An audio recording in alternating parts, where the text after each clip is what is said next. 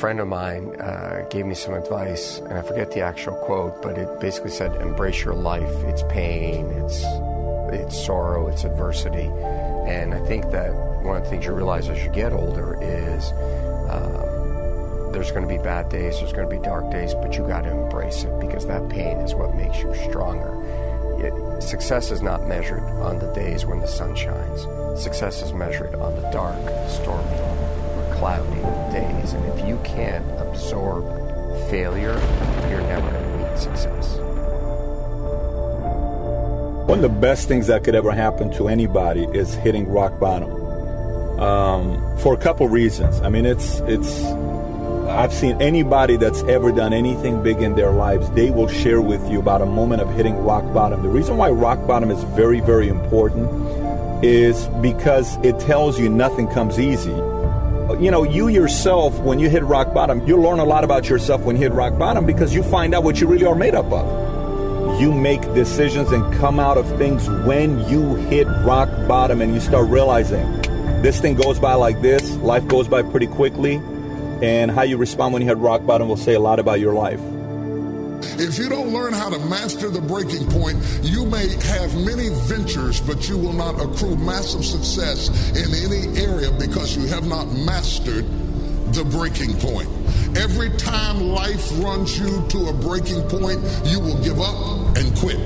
You will back away and run. You will say, this is too hard, this is too emotional, this is too stressful, and you will back away. You cannot be a champion until you have survived a breaking point.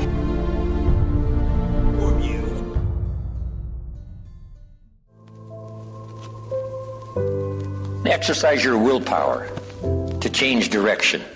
Set some higher goals. Reach for some higher purpose. Go for something beyond what you thought you could do. Face all your fears. That's how you conquer them. Say, here's what I'm afraid of. I wonder what I could do to change that. Pick a new destination and start going that way. Now, you can change one little degree at a time, or if you want to, you can revolutionize the whole thing. Who says you couldn't revolutionize the whole thing in a week's time and start a brand new direction that will most assuredly help you arrive in a brand new place a year from now, 3 years from now? No telling 5 years from now where you could arrive. Use your willpower to start the process. Anybody can change. You don't have to repeat last year. Clean up the errors. Invest it now in the next year. Watch it make the difference.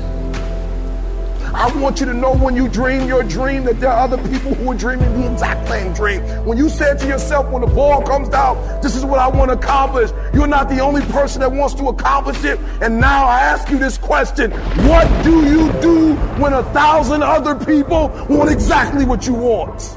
What do you do when you're not the only one that wants to make $1 million in your company? You're not the only one that wants to be the CEO. What if you're not the only one that wants what you want?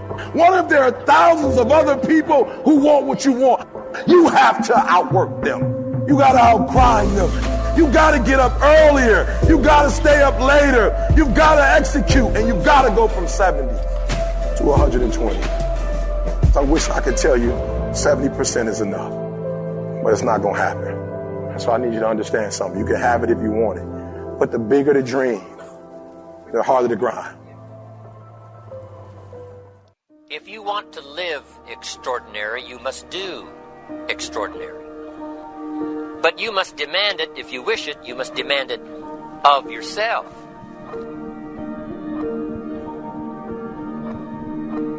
We all have problems. What I'm trying to tell you is this, though. Don't be consumed with them.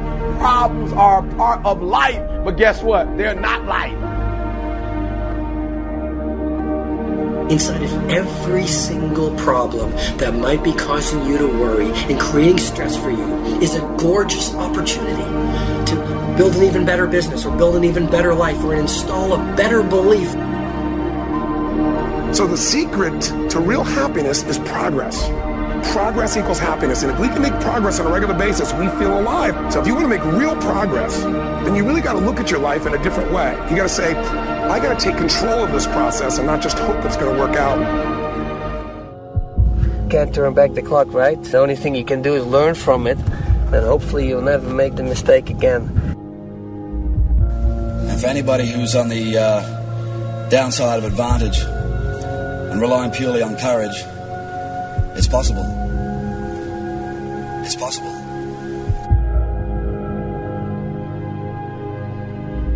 Think of the 3 biggest discouragers in your life. They're not your biggest discouragers. You are.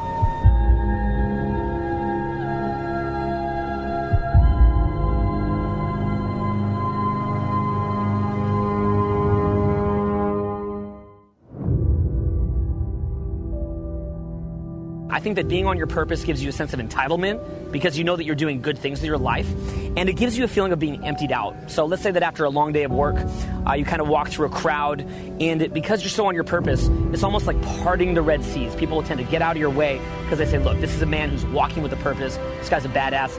Let him be the man. As your sense of purpose increases, so do your boundaries as a man. This became especially relevant to me lately, where I realized if I want to accomplish what I want to, get done in life, I'm going to have to be very, very careful about what influences I allow around myself, what type of people I surround myself with, what kind of energy I'm letting in, but more importantly, my own behavior, like, if I'm eating bad food or if I'm engaging in sloppy behavior, unfocused behavior, I'm actually failing to put down a personal boundary on myself. A lot of things like approaching anxiety towards approaching girls, or eating bad food, procrastinating, being a gossiper, getting upset over little small petty things, really comes from a lack of a sense of purpose, because basically you want to think of yourself as a man where you have this sense of purpose, and that creates gravity, which then sort of pulls in the armor that are personal boundaries. If you think about it, how many of your actual beliefs that you have, or emotions that you feel, or just sort of day-to-day activities that you engage in are actually of your own conscious decision? What I think is that most people are actually closer to sponges than to what most people would think of as a human being.